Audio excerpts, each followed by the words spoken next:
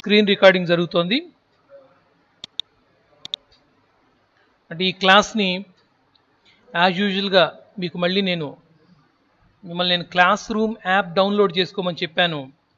Class room మీరు meet app download చేసుకున్నారు, అలాగే క్లాస్ రూమ్ యాప్ కూడా డౌన్లోడ్ చేసుకోండి.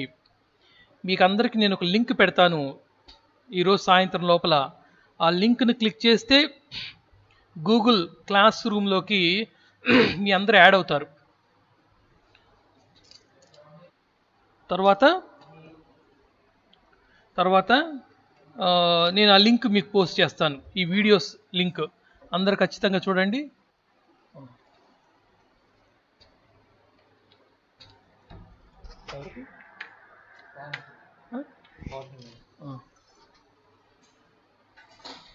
మళ్ళా తీసుకొని రావాలి, గుర్తుపెట్టుకో. ఓకేనా? సో ఖచ్చితంగా అందరూ క్లాస్ రూమ్ యాప్ డౌన్లోడ్ చేసుకోండి, ఇన్స్టాల్ చేసి పెట్టుకోండి. ఇన్స్టాల్ చేసుకున్న తర్వాత నేను మీకు ఈవినింగ్ లోపల లింక్ పంపిస్తాను. ఆ లింక్ని క్లిక్ చేస్తే మీ అందరు క్లాస్ రూమ్కి యాడ్ అయిపోతారు. ఆటోమేటిక్గా మేము పెట్టేటువంటి మెటీరియల్స్ కానీ, తర్వాత ఇట్లాంటి వీడియోస్ కానీ, అసైన్మెంట్స్ కానీ అన్నిటికీ క్లాస్ రూమ్ యాప్ బాగుంటుంది. Now let us start the lesson. Software engineering. So this is most important subject for your career.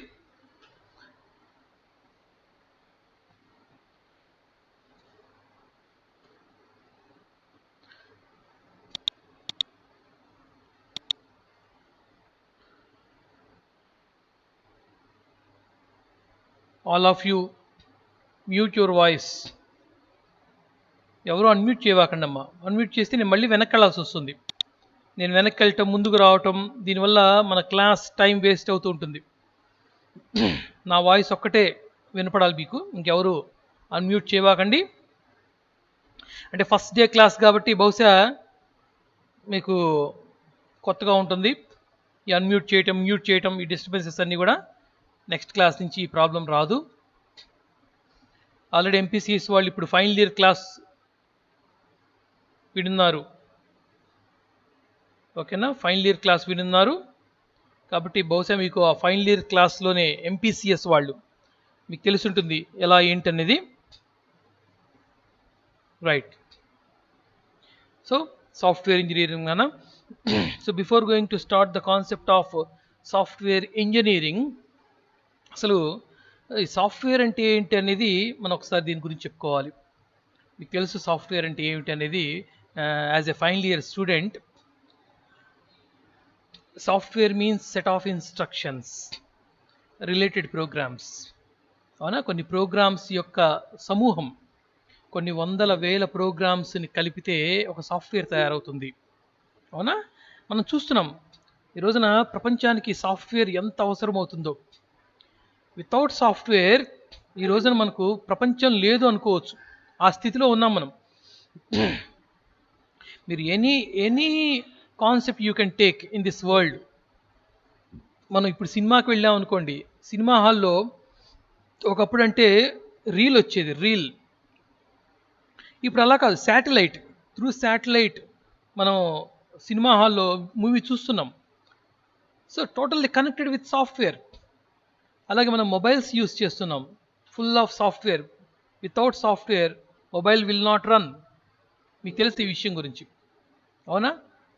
అంతెందుకు, మీరు పల్లెటూరులో ఉండేటువంటి పిల్లలకి ఇంకా బాగా తెలుస్తుంది. పాల కేంద్రానికి పోయి మీ ఇంట్లో పిండినటువంటి పాలు వాళ్ళకి ఇస్తే శాతం చెక్ చేస్తారు, పర్సంటేజ్ ఆఫ్ ఫ్యాట్. ఆ ఫ్యాట్ చేయడానికి ఒక చిన్న డివైస్ యూస్ చేస్తారు. బేసిక్గా అది ఎలక్ట్రో మెకానికల్ డివైస్. అంటే దాంట్లో ఎలక్ట్రానిక్స్ కలిసి ఉంటుంది, మెకానికల్ సిస్టమ్ కలిసి ఉంటుంది. కాస్త పాలు దానికి ఇచ్చిన తర్వాత మీకు కౌంట్ చెప్తుంది అనమాట, ఫ్యాట్ ఎంత కంటెంట్ ఉంది అని చెప్పేసి. అది ఎలా చెప్తుంది? డిజిట్స్లో ఇన్బిల్ట్ సాఫ్ట్వేర్. దాంట్లో దానికోసం సాఫ్ట్వేర్ని డెవలప్ చేస్తారు. So anywhere you can take in this world, ఖచ్చితంగా మనం సాఫ్ట్వేర్తోనే బ్రతుకుతున్నాము అని చెప్పుకోవాలి. సాఫ్ట్వేర్ లేకుండా ఈ రోజున ఒక్క అడుగు కూడా మనం ముందుకు వేయలేని పరిస్థితి ఏర్పడింది. ముందు కూడా అలాగే ఉంటుంది యాజ్ యూజువల్గా. సో ఈరోజు లెసన్ మొత్తం కూడా సాఫ్ట్వేర్ గురించే. చూడండి, మనం పాయింట్ బై పాయింట్ వచ్చేద్దాం. What is software? ఏంటట ఈ సాఫ్ట్వేర్ అంటే? Transforms data into useful information. So first thing, అసలు సాఫ్ట్వేర్ ఏం చేస్తుంది అంటే, first it reduces the risk of the user. User యొక్క రిస్క్ని, కష్టాన్ని పూర్తిగా తగ్గించేస్తుంది సాఫ్ట్వేర్. చూడండి, మీకు మీ ఇంటికి ఎవరైనా ఒక 10 మంది వ్యక్తులు వచ్చారనుకోండి, ఒకళ్ళు మిమ్మల్ని 4,000 అడిగారు, ఒకళ్ళు 5,000 అడిగారు, ఒకళ్ళు 6,000 అడిగారు, ఒకళ్ళు 7,000 అడిగారు, ఇట్లా డిఫరెంట్గా అడిగారు. మీరు ఏం చేస్తారు? ఒక కట్ట వాళ్ళ ముందు పెట్టేసేసి మీకు ఎంతైతే కావాలో అంత తీసుకోండి కరెక్ట్గా నిజాయితీగా అని చెప్తే, కౌంట్ చేయటంలో ఒకళ్ళకి ఒక నోట్ ఎక్కువ రావచ్చు, ఒక నోట్ తక్కువ రావచ్చు. అవునా? అదే ఒకవేళ మీ మీ మీ దగ్గరికి మీ దగ్గర ఒక 1 కోటి రూపాయలు ఉన్నాయనుకోండి, ఒక 100 మంది వచ్చేసి నాకు అంత కావాలి, నాకు ఇంత కావాలని చెప్పేసి వాళ్ళందరూ క్యూలో నిలబడ్డారు. వాళ్ళందరికి ఇవ్వటానికి మీకు కాసేపు ఆసక్తిగా ఉంటుందన్నమాట, డబ్బులు లెక్క పెట్టడం కాబట్టి. కొంతసేపు అయిన తర్వాత మనకు విసుగు అనిపిస్తుంది, మన చేతులు నొప్పులు వచ్చేస్తాయి కౌంట్ చేసి. ఇంకొక అసిస్టెంట్ని పెట్టుకుంటాం, వాడికైనా అంతే. ఎక్కడో అక్కడ ఖచ్చితంగా ఒక నోట్ ఎక్కువ పోవటం కానీ, ఒక నోట్ తక్కువ రావటం కానీ, మనం ఇచ్చిన తర్వాత మళ్ళీ అవతల వాళ్ళు కౌంట్ చేసుకోవటం, ఇవన్నీ జరుగుతూ ఉంటాయి. Disturbances process. ఏటీఎం చూడండి, ఒక మాన్యువల్ ప్రాసెస్కి సాఫ్ట్వేర్ రిలేటెడ్ ప్రాసెస్కి ఎంత తేడా ఉంటుందో. ఏటీఎం దగ్గరికి వెళ్ళిపోయిన తర్వాత ఏటీఎంని రోజుకి ఎంతమంది విజిట్ చేస్తారు? మార్కాపురం లాంటి ప్రాంతాల్లో అయితే ఒక 100 మంది విజిట్ చేస్తారేమో. అదే మనం హైదరాబాద్, విజయవాడ లాంటి సిటీస్కి పోతే ఒక్కొక్క ఏటీఎం సెంటర్ని కనీసం రోజుకి ఒక 4-5 వేల మంది విజిట్ చేసే అవకాశం ఉంటుంది. ప్రతిరోజు ఆ బ్యాంకర్స్, బ్యాంక్ ఎంప్లాయీస్ మనీ మారుస్తూ ఉంటారనమాట. మనీ ఎప్పటికప్పుడు సెట్ చేస్తూ ఉంటారు. సిటీ కదా, లక్షల్లో ఉంటారు జనాలు అక్కడ.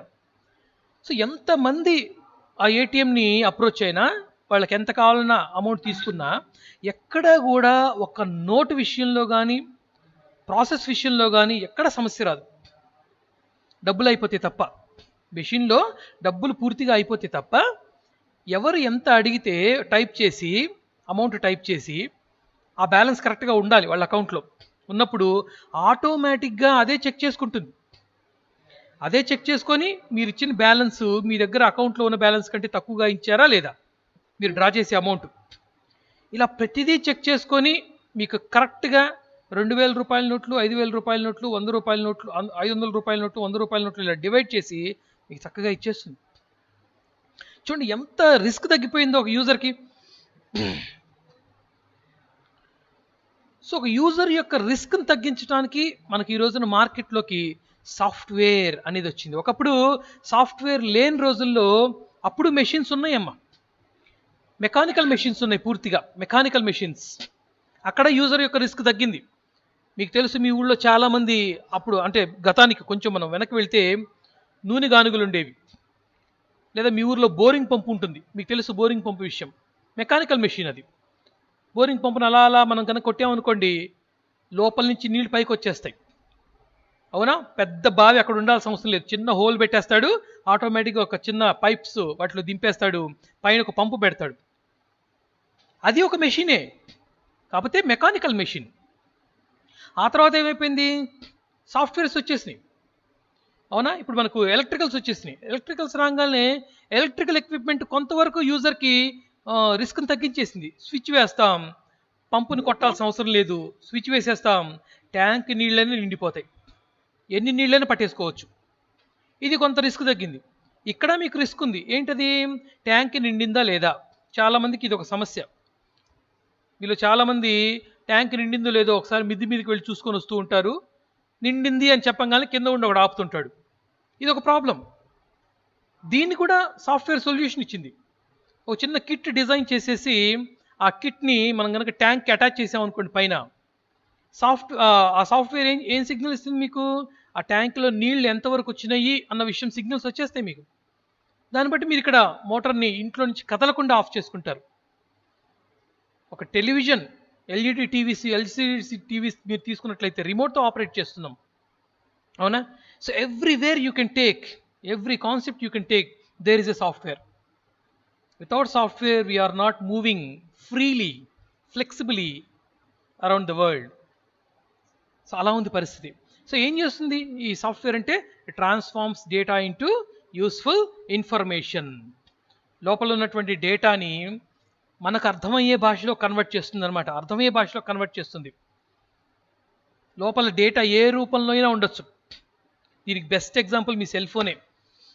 మీ సెల్ ఫోన్ మీకు కొత్త ఫ్రెండ్ పరిచయం అయ్యాడు, వాడి పేరు సుబ్బారావు అనుకోండి. వాడి మొబైల్ నెంబర్ మీరు స్టోర్ చేసుకోవాలనుకుంటారు. వెంటనే వాడి నెంబర్ అడుగుతారు, వాడి నెంబర్ ఇస్తాడు. వాడికి ఆ నెంబర్కి ఒక పేరు పెట్టేసేసి మీరు సేవ్ చేస్తారు. ఎక్కడ సేవ్ అయిపోతుంది? మొబైల్లో కాంటాక్ట్స్లో సేవ్ అయిపోతుంది. ఓకే, సేవ్ అయిపోయింది. మనం సుబ్బారావు అనేటువంటి పేరుతో ఒక నెంబర్ స్టోర్ చేసాం. అయితే సుబ్బారావు అనేటువంటి పేరుని ఎస్ ఆర్డర్లో మనం పెట్టలేదు. ఆల్ఫాబెటికల్ ఆర్డర్లో ఉన్నటువంటి కాంటాక్ట్ లిస్ట్లో సుబ్బారావు అనేటువంటి పేరుని తీసుకెళ్ళిపోయి మనం మన చేతుల మీదుగా ఎస్ అనేటువంటి అక్షరంతో మొదలయ్యేటువంటి పేర్ల దగ్గర మనం సెట్ చేయలేదు. It is the process which automatically done by the machine. మొబైల్లో డేటాబేస్ మేనేజ్మెంట్ సిస్టమ్ ఉంటుంది. ఆ డేటాబేస్ మేనేజ్మెంట్ సిస్టమ్ ఏం చేస్తుంది? మీరు ఇచ్చినటువంటి పేరుని సుబ్బారావు అయితే ఎస్ అనేటువంటి పేరుతో మొదలయ్యేటువంటి లిస్ట్ దగ్గర యాడ్ చేస్తుంది. వెంకట్రావు అయితే వితో మొదలయ్యేటువంటి లిస్ట్ దగ్గర యాడ్ చేస్తుంది. ఇలాగ ఆటోమేటిక్గా జరిగేటువంటి ఈ ప్రాసెస్ నాన్న ఇది. వన్ సెకండ్ వెయిట్ చేయండి. హలో, ఎవరమ్మా? చెప్పమ్మా. నాన్న నేను క్లాస్లో ఉన్నాను, మీ అకౌంట్స్ మాస్టర్కి ఫోన్ చేయి. నాన్న నేను క్లాస్లో ఉన్నాను, ఒక అరగంట చేయ.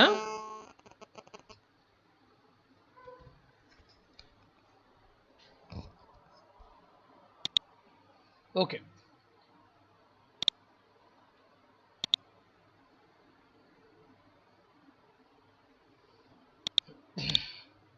రైట్. సో మొబైల్లో ఆ విధంగా డేటాబేస్ మేనేజ్మెంట్ సిస్టమ్ ఏం చేస్తుంది? మీరు ఇచ్చినటువంటి ఒక చిన్న నేమ్ని ఎక్కడ సెట్ చేయాలో అక్కడ సెట్ చేసేస్తుంది ఆర్డర్లో. మళ్ళీ మీరు ఎప్పుడైనా భవిష్యత్తులో సుబ్బారావుకి వెంకట్రావుకి ఫోన్ చేయాలనుకోండి, ఆటోమేటిక్గా మీరు ఏం చేస్తారు? కాంటాక్ట్స్ ఓపెన్ చేస్తారు. పైన ఒక సెర్చ్ చిన్న బార్ కనపడుతుంది, సెర్చ్ బాక్స్. దాంట్లో వెంకట్రావు అని టైప్ చేయాలి, లేదా సుబ్బారావు అని టైప్ చేయాలనుకోండి, పేరు మొత్తం టైప్ చేయరు, అవునా? ఎస్ అని టైప్ చేస్తారు. ఒక్క లెటర్, ఫస్ట్ లెటర్ టైప్ చేస్తారు. ఆ ఫస్ట్ లెటర్తో మ్యాచ్ అయ్యేటువంటి నేమ్స్ అన్నీ మీకు కనపడతాయి. సంతోష్ అని, అవునా, సువర్ణ అని, ఏదో రకరకాల పేర్లు కనపడుతూ ఉంటాయి. దాంట్లో సుబ్బారావు పేర్లో సెకండ్ లెటర్ ఏంటి? యు. యు అని టైప్ చేస్తారు. ఈసారి యుతో మొదలయ్యేటువంటి నేమ్స్ లిస్ట్ మీకు కనపడుతుంది. చూడండి, సాఫ్ట్వేర్ ఎంత ఈజీ చేసేసిందో మన వర్క్ని. సపోజ్ మీరు ఒక బిజినెస్ ఎగ్జిక్యూటివ్ అనుకోండి, మీ మొబైల్లో 2000 ఫోన్ నెంబర్స్ ఉండొచ్చు, 2000 వ్యక్తుల డేటా ఉండొచ్చు. మరి out of 2000 members of phone numbers ఒక వ్యక్తి పేరు మనం బయటికి తీయాలి అంటే ప్రతిసారి ఎంత టైం పడుతుంది? కానీ మనకు ఆ పరిస్థితి లేదు. నాన్న మీరు అన్మ్యూట్ చేశారు, ఈసారి మీ పేరు చదువుతాను నేను, అన్మ్యూట్ చేయొద్దు. మీ వాయిస్ వినపడుతుంది నాకు. సాయి మాధురి. ఎవరు వీడియోస్ ఆన్ చేయొద్దు, ఎవరు సౌండ్ని అన్మ్యూట్ చేయొద్దు. Okay, that is most important. Your class will be disturbed. 51 members ఉన్నారు క్లాస్లో. మన వల్ల క్లాస్ డిస్టర్బ్ కాకూడదు, గుర్తుపెట్టుకోండి. ఓకేనా? ఎదురుగా ఉంటే పరిస్థితి వేరు నాన్న. ఇక్కడ మిమ్మల్ని గమనించుకోవాలి, మీ వీడియోస్ని గమనించాలి, క్లాస్ గమనించుకోవాలి. చాలా కష్టంగా ఉంటుంది ఇక్కడ. Try to understand the concept, right? So transform data into useful information. లోపల మొబైల్లో ఉన్నటువంటి డేటా ఎక్కడున్నా, ఏ రూపంలో ఉన్నా సరిగ్గా మీకు కాంటాక్ట్స్ లిస్ట్ లాగా కనపడుతుంది. చూడండి ఎంత ఈజీగా ఉంటుందో. సపోజ్ ఇంకొక ఎగ్జాంపుల్ చెప్పుకుందాం మనం. మీరు ఒక వాయిస్ రికార్డ్ చేస్తున్నారు, మీరు ఒక క్లాస్ చెప్పాలనుకుంటున్నారు, ఒక వాయిస్ రికార్డ్ చేస్తున్నారు. చక్కగా మీరు స్పీకర్ ఫోన్ ఆన్ చేస్తారు, వీడియో ఆన్ చేస్తారు, మీరు మీ వాయిస్ ఇస్తూ ఉంటారు. మీ మైక్ నుంచి, సెల్ ఫోన్లో ఉన్నటువంటి మైక్రోఫోన్ నుంచి మీ సౌండ్, మీ నోట్ నుంచి వచ్చేటువంటి సౌండ్ వైబ్రేషన్స్ అన్నీ కూడా ఆటోమేటిక్గా మొబైల్లోకి వెళ్ళిపోతాయి, డిజిటల్ ఫార్మాట్లో స్టోర్ అవుతాయి. ఎలా స్టోర్ అయింది మనకు తెలియదు, డిజిటల్ ఫార్మాట్లో స్టోర్ అయి ఉంటుంది, అవునా? సెల్ ఫోన్లో ఉన్నటువంటి మెమరీలో స్టోర్ అయి ఉంటుంది. నెక్స్ట్ డే మీరు ఆ క్లాస్ మళ్ళీ తిరిగి వినాలనుకుంటారు. మీరు మీరు చెప్పిన క్లాసే, మీ నోటి ద్వారా చెప్పిన క్లాసే, మీ మొబైల్లో రికార్డ్ అయినటువంటి క్లాసే మీరు మళ్ళా మెమరీలో నుంచి బయటికి తీసి వినాలనుకుంటారు. అవునా? ఏ రూపంలో స్టోర్ అయినా మెమరీలో మీకు మళ్ళీ తిరిగి మీరు ఎలా పలికారో అలాగే వినిపిస్తుంది అది. సో డేటా ఏ రూపంలో స్టోర్ అయింది అన్న విషయం మనకి ఇక్కడ అనవసరం. డేటా ఏ రూపంలో స్టోర్ అయినా కూడా if we are if we stored the visualized information, మనం కనుక మూవీస్ కనుక స్టోర్ చేస్తే అది తిరిగి మనకు మూవీ లాగా కనపడుతుంది. If we stored audio information, అది మళ్ళీ తిరిగి మనకు ఆడియో లాగా వినపడుతుంది. అవునా? If we stored the text information, clips, images మనం స్టోర్ చేసాం అనుకోండి, తిరిగి మళ్ళీ అవి మనకి ఇమేజ్ లాగానే కనపడతాయి. సో మీరు డేటాని ఏ డేటా ఇచ్చినా కూడా అది ఎలా స్టోర్ చేసుకున్నా మీకు మళ్ళీ తిరిగి ఏ రూపంలో కావాలో ఆ రూపంలోకి మీరు తీసుకోగలుగుతున్నారు. ఇమేజ్ని ఇమేజ్ రూపంలో, వాయిస్ని వాయిస్ రూపంలో, వీడియోని వీడియో రూపంలో, టెక్స్ట్ని టెక్స్ట్ రూపంలో, ఫోన్ నెంబర్స్ని ఫోన్ నెంబర్స్ రూపంలో. So this is how the database management system maintains your data in a systematic way. Cell ఫోన్లో ఉన్నటువంటి లేదా ఒక కంప్యూటర్లో ఉన్నటువంటి డేటాబేస్ మేనేజ్మెంట్ సిస్టమ్ మీరు స్టోర్ చేసిన డేటాని ఎంత పర్ఫెక్ట్గా, ఎంత సిస్టమాటిక్గా మీకు మళ్ళీ తిరిగి అందిస్తుందో ఇక్కడ చూడండి. అదే ఫస్ట్ పాయింట్ వాడు చెప్పడం, transforms data into useful information. ఓకేనా? అలా కాకుండా మీరు టెక్స్ట్ ఇచ్చారనుకోండి, ఆ టెక్స్ట్ని చదివి వినిపిస్తూ ఉందనుకోండి చకచక ఫాస్ట్గా, మీకు అది అవసరం లేకపోవచ్చు, మీనింగ్లెస్గా ఉండొచ్చు. ఇమేజ్గా కనపడితేనే దానికి ఒక మీనింగ్. అవునా? టెక్స్ట్గా కనపడితేనే అదొక మీనింగ్. ఓకే, నెక్స్ట్ పాయింట్లోకి వద్దాం. Software is a collection of integrated programs. మనం ఫస్ట్లో చెప్పుకున్నాం స్టార్టింగ్ ఈ ప్రోగ్రామ్స్, ఈ మీటింగ్ సెషన్ మొదట్లో. సాఫ్ట్వేర్ అంటే ఏంటి? Collection of programs. Program means collection of statements. మీరు సి లాంగ్వేజ్ నేర్చుకున్నారు, జావా నేర్చుకున్నారు. అవునా? మనం ఎంత నేర్చుకున్నాం అనేది కాదు, నేర్చుకున్నామా లేదా, దట్ ఈజ్ ఇంపార్టెంట్ థింగ్. ఒక సిలో ఒక మెయిన్ ఫంక్షన్ తీసుకుంటాం, జావాలో public static void main function తీసుకుంటాం. రెండు చోట్ల మెయిన్ ఉంటుంది. ఏ మెయిన్ ఫంక్షన్ తీసుకున్నా కూడా దాంట్లో కొన్ని లైన్స్ ఆఫ్ కోడ్ మనం రాసాం. ఒకటి కావచ్చు, ఒక లైన్ కావచ్చు, 10 లైన్స్ కావచ్చు. సో అదొక ప్రోగ్రామ్, ఇట్స్ ఎ ప్రోగ్రామ్. అలాంటి కొన్ని వందల వేల ప్రోగ్రామ్స్, రిలేటెడ్ ప్రోగ్రామ్స్, అవి కూడా రిలేటెడ్ ప్రోగ్రామ్స్ మనకు కలిస్తే అదొక సాఫ్ట్వేర్ అయిపోతుంది. ఓకే, గతంలో ఫైనల్ ఇయర్స్ ప్రాజెక్ట్ చేశారు, వాళ్ళు చేశారు, చాలా కష్టపడి చేశారు, ఎన్నో ప్రోగ్రామ్స్ డెవలప్ చేసి ఒకదాంతో లింకప్ చేశారు. Okay, so software is a collection of integrated programmes.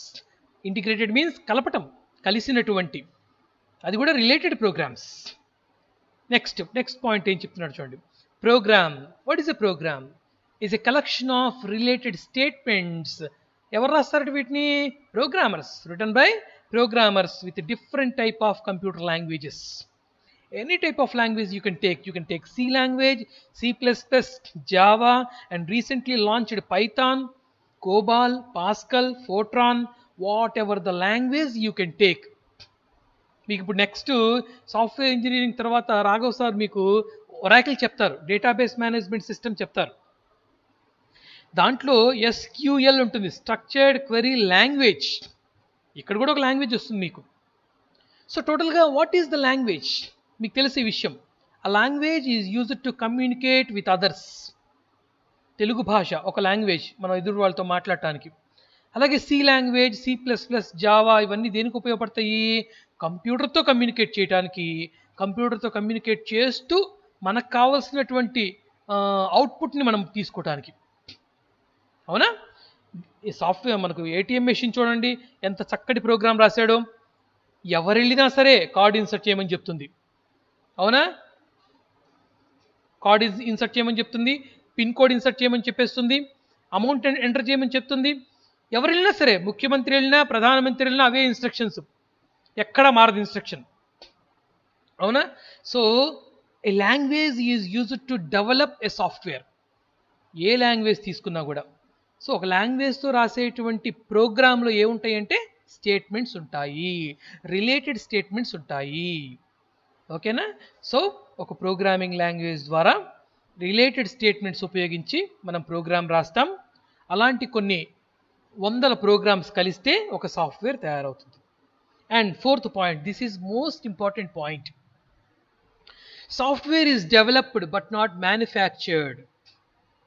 అవునా? సాఫ్ట్వేర్ని మనం ఏమంటాము? సాఫ్ట్వేర్ ఈజ్ డెవలప్డ్ అంటాం. మీరు ఒక సాఫ్ట్వేర్ ఇంజనీర్ అనుకోండి, భవిష్యత్తులో మిమ్మల్ని ఎవరైనా అడగచ్చు, మీరు ఇప్పుడు ఏం డెవలప్ చేస్తున్నారు, ఏ సాఫ్ట్వేర్ డెవలప్ చేస్తున్నారు అని అడుగుతారు, అంతేగాని ఏ సాఫ్ట్వేర్ని మ్యానుఫ్యాక్చర్ చేస్తున్నారు అని అడగరు. There is a difference between developed and manufactured. రెండు పదాలు ఉత్పత్తికి సంబంధించినవేనమ్మా, ప్రొడక్షన్కి సంబంధించినవే, no doubt at all. But what is meant by development, what is meant by manufactured?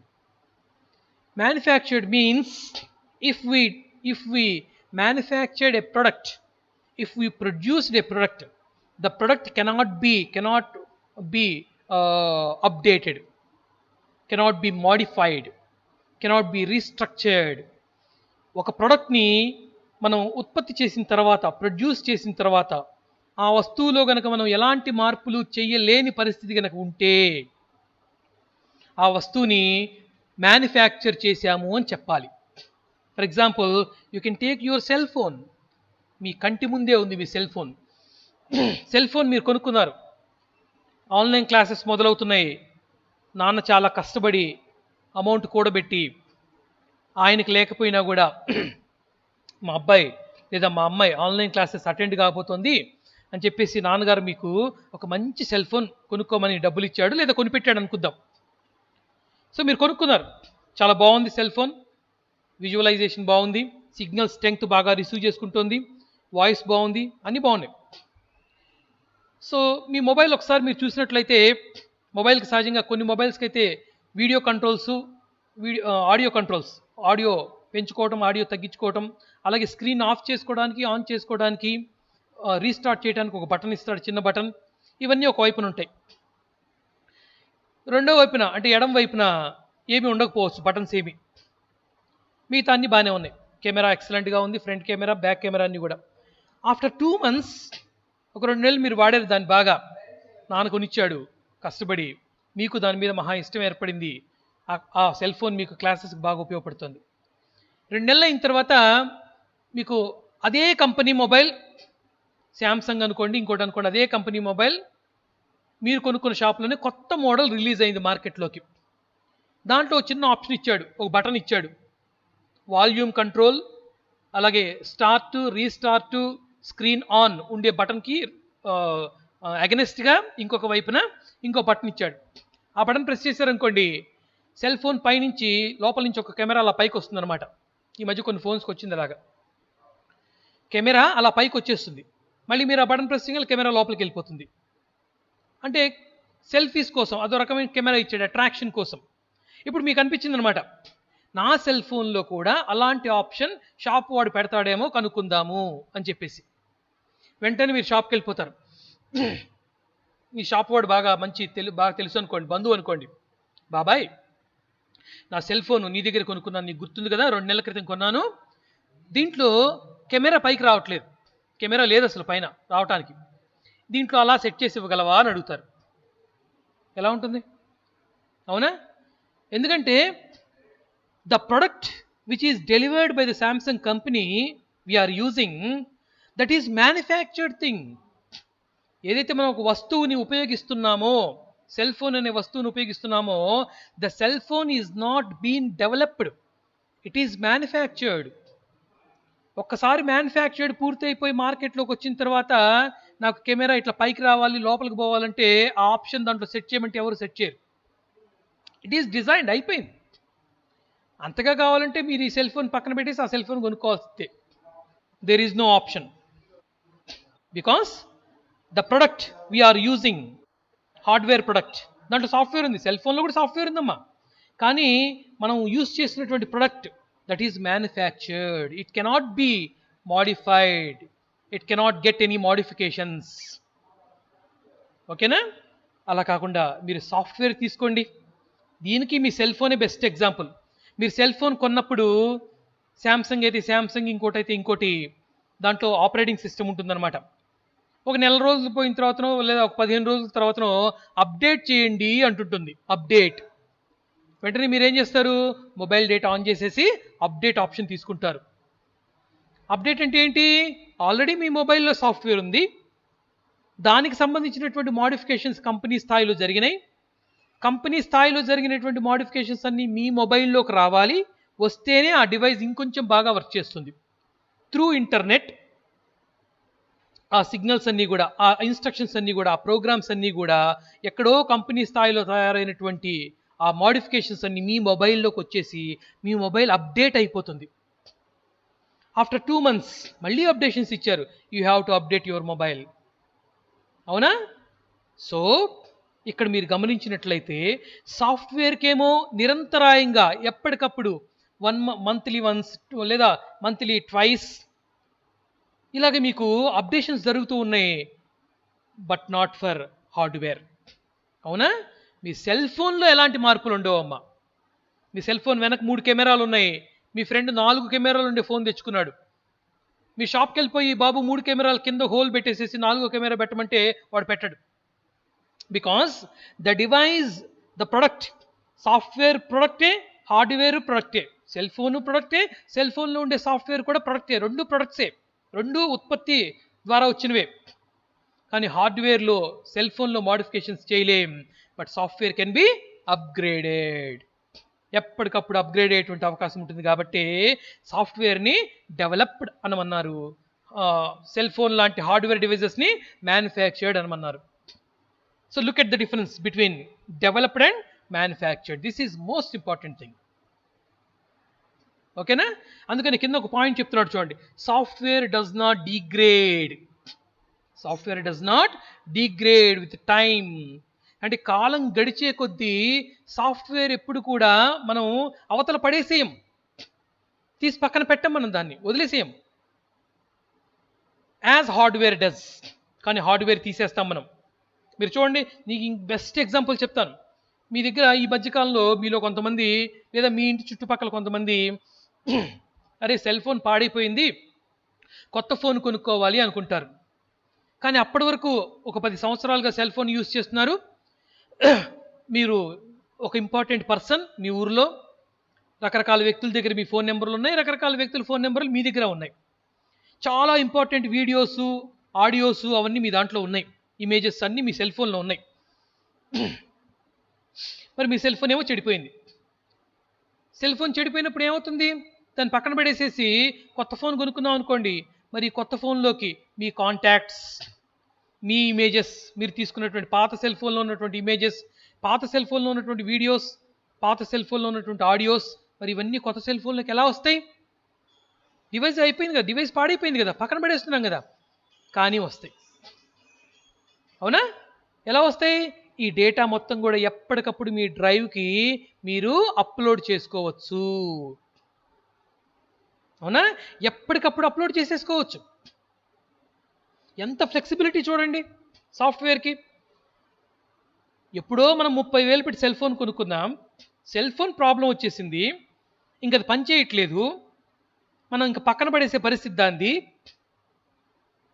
కానీ దాంట్లో ఉన్నటువంటి డేటా, మీ ఫోన్ నెంబర్స్ కానీ, ఇమేజెస్ కానీ, వీడియోస్ కానీ, ఆడియోస్ కానీ, those are very most important things. మరి వాటిని వదులుకోలేం కదా మనం. మరి ఇలాంటి పరిస్థితుల్లో వాటిని వదులుకోలేనప్పుడు మరి ఎలా అవన్నీ వస్తాయి? మీకు తెలుసు ఆ విషయం. మీకు తెలిసిన విషయాలే నేను చెప్తున్నాను నాన్న, నేనేం కొత్తగా చెప్పట్లేదు. కాకపోతే మీకు తెలిసిన విషయాలని వీడు పాయింట్స్ రూపంలో చెప్పాడు, రేపు మనం ఎగ్జామ్లో రాయాల్సి ఉంటుంది.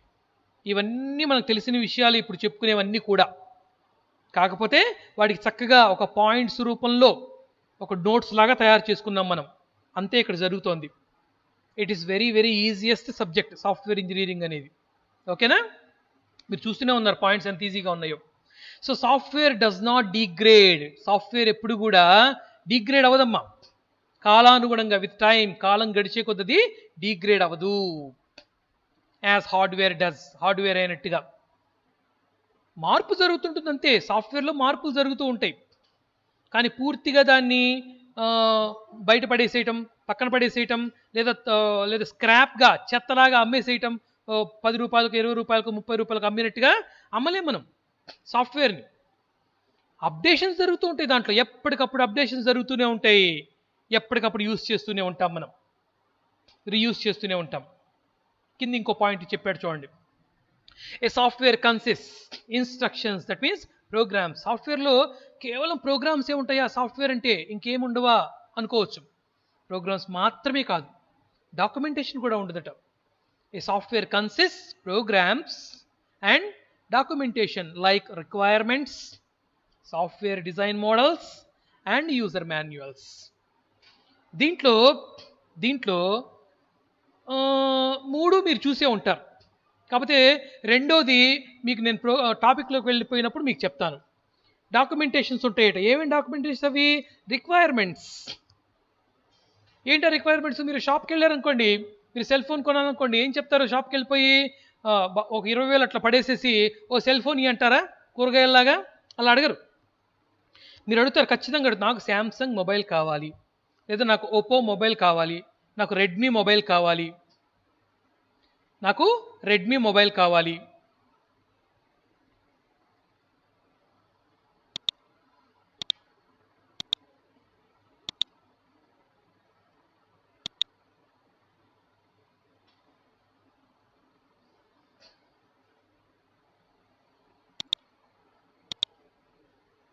నాకు రెడ్మీ మొబైల్ కావాలి, ఇలా మీరు పాయింట్ చెప్పి అడుగుతారు.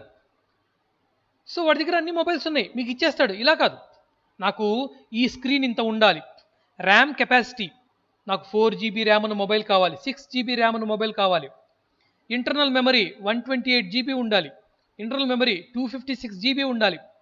అవునా? 5G యాక్సెప్ట్ చేయాలి, లేటెస్ట్గా వస్తున్న టెక్నాలజీ మనకు 5G యాక్సెప్ట్ చేయాలి. ఇలా మీరు ఖచ్చితంగా పాయింట్ టు పాయింట్ అడుగుతారు. నాకు ముందు 2 కెమెరాలు ఉండాలి, వెనక 4 కెమెరాలు ఉండాలి. అవునా? ఎన్ని పాయింట్స్ చెప్తారో చూడండి మీరు షాప్కి వెళ్ళినప్పుడు. ఏంటి పాయింట్స్ అన్నీ? రిక్వైర్మెంట్స్, నథింగ్ బట్ ఇవన్నీ మీకు కావాల్సిన రిక్వైర్మెంట్స్. సో డాక్యుమెంటేషన్లో భాగంగా, సాఫ్ట్వేర్ యొక్క డాక్యుమెంటేషన్లో భాగంగా ఏమేమి ఉంటాయి అంటే, కేవలం ప్రోగ్రామ్సే ఉండవు. సాఫ్ట్వేర్ అంటే రిక్వైర్మెంట్స్ కూడా ఉంటాయి. ముందు సాఫ్ట్వేర్ తయారు చేసేవాళ్ళు యూజర్ యొక్క రిక్వైర్మెంట్స్ కలెక్ట్ చేసుకుంటారు, కలెక్ట్ చేసుకుని తయారు చేస్తారు సాఫ్ట్వేర్ని. ఎవరికి నచ్చినట్టు వాళ్ళు సాఫ్ట్వేర్ తయారు చేయరమ్మా. అవునా? తర్వాత software design models. Design models ఉంటాయి, రకరకాల మోడల్స్ ఉంటాయి. ఒక సాఫ్ట్వేర్ని డిజైన్ చేయడానికి రకరకాల మోడల్స్ ఉంటాయమ్మా. ఇప్పుడు మనం హౌస్ కన్స్ట్రక్ట్ చేసుకోవాలనుకోండి, హౌస్లో రకరకాల మోడల్స్ ఉంటాయి. 2 స్టేర్ అపార్ట్మెంట్స్ అని చెప్పేసేసి, అవునా, ఇండివిజువల్ హౌస్ అని చెప్పేసేసి, డూప్లెక్స్ హౌస్ అని చెప్పేసేసి, ఒక హౌస్లోనే ఇన్ని రకాల మోడల్స్ ఉంటాయి. మరి సాఫ్ట్వేర్లో ఎన్ని మోడల్స్ ఉండాలి? సాఫ్ట్వేర్ డిజైన్ చేయడానికి చాలా మోడల్స్ ఉంటాయి, అవి మనం తర్వాత చెప్పుకుంటాం. సో డాక్యుమెంటేషన్లో రిక్వైర్మెంట్స్ ఉంటాయి, సాఫ్ట్వేర్ని ఏ మోడల్తో తయారు చేశారు అనే మోడల్ ఉంటుంది, యూజర్ మాన్యువల్. సాఫ్ట్వేర్ తయారైన తర్వాత యూజర్ దాన్ని ఎలా వాడాలి, యూజర్కి ఇన్స్ట్రక్షన్స్ ఇవ్వాలి కదా. మనం సెల్ ఫోన్ కొనుక్కున్నప్పుడు లోపల చిన్న పుస్తకం ఇస్తాడు చూడండి. ఏం చేస్తాం మనం? ఆ పుస్తకాన్ని చక్కగా భద్రంగా మళ్ళీ ఆ పుస్తకం అలా మూసేసేసి అసలు తెరవం, ముయ్యడం సంగతి పక్కన పెట్టండి, అసలు ఆ పుస్తకాన్ని ఓపెన్ చెయ్యం. అవునా? మనకు ఆ పుస్తకంతో పని లేదు, ఎందుకంటే we know everything about mobile అనే కాన్సెప్ట్లో మనం పూర్తిగా ఉంటాం. అలా మీరు స్క్రీన్ ప్రెజెంటింగ్ ఇస్తున్నారు, పరశురామ్ సింగ్ స్క్రీన్ ప్రెజెంటింగ్ జరుగుతోంది. మీరు స్క్రీన్ ప్రెజెంటింగ్ ఇస్తే మీ స్క్రీను మాత్రమే అందరికి కనపడుతుంది, గుర్తుపెట్టుకోండి.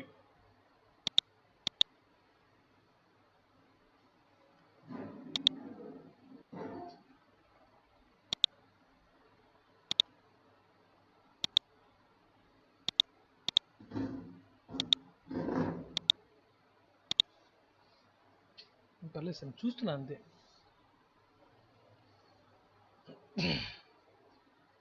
ఓకేనా? సో అది మొత్తం ఒక సాఫ్ట్వేర్ అంటే ఏమేమి ఉంటుంది? ప్రోగ్రామ్స్ ఉంటాయి, డాక్యుమెంటేషన్ ఉంటుంది. డాక్యుమెంటేషన్ మీన్స్ రిక్వైర్మెంట్స్, ఒక యూజర్కి ఏమేం కావాలి అన్న రిక్వైర్మెంట్స్ ఉంటాయి. రెండోది మోడల్స్, ఒక సాఫ్ట్వేర్ని డిజైన్ చేయడానికి మనకు రకరకాల మోడల్స్ ఉంటాయి. ఆ మోడల్స్ మనం భవిష్యత్తులో చెప్పుకుంటాం.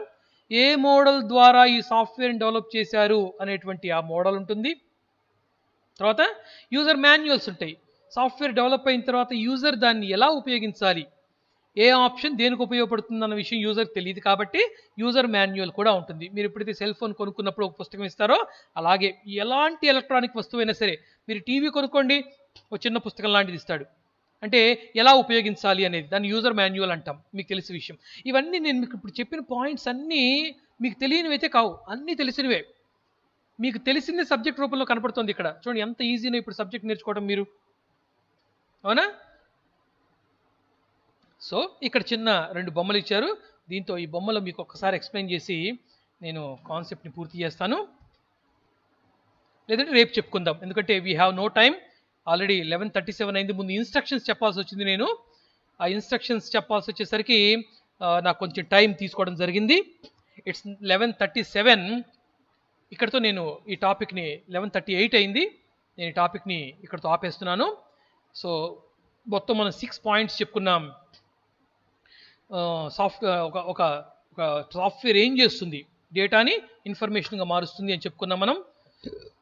తర్వాత ఈ క్లాస్ రన్ అవుతుంది. ఎవ్వరు కూడా నేను చెప్పేంత వరకు క్లాస్లో నుంచి ఎవరూ లెఫ్ట్ అవ్వకూడదు అని గుర్తుపెట్టుకోండి. ఎందుకంటే ఐఎమ్ టేకింగ్ యువర్ అటెండెన్స్. చూడండి, మీ అటెండెన్స్ నేను తీసుకున్నాను. ఒకసారి మీకు స్క్రీన్లో విజువలైజ్ చేస్తున్నాను. చూడండి అటెండెన్స్. ఎక్సెల్ ఓపెన్ అవుతుంది, మీరు చూస్తున్నారు స్క్రీన్ మీద. This is your attendance. మీరు జూమ్ చేసుకోవచ్చు, మీ స్క్రీన్ మీరు జూమ్ చేసుకోవచ్చు అమ్మా. ఓకే,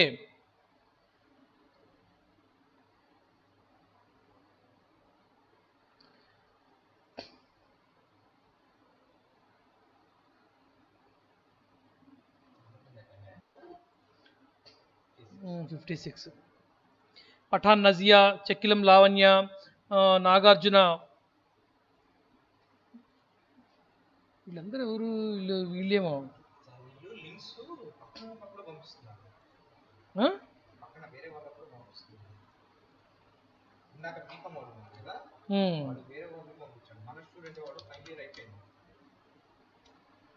ఈ సెకండ్ ఇయర్ డేటా అనుకుంటా ఇప్పుడు ఓపెన్ అయింది.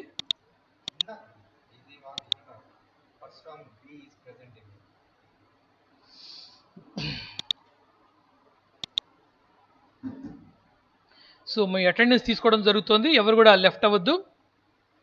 రైట్,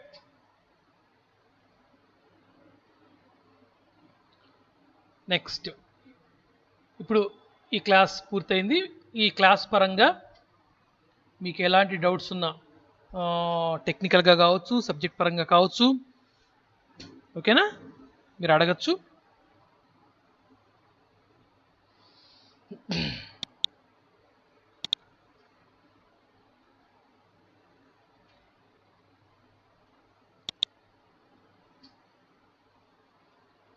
ఎలాంటి డౌట్స్ ఉన్నా మీరు క్లియర్ చేసుకోవచ్చు.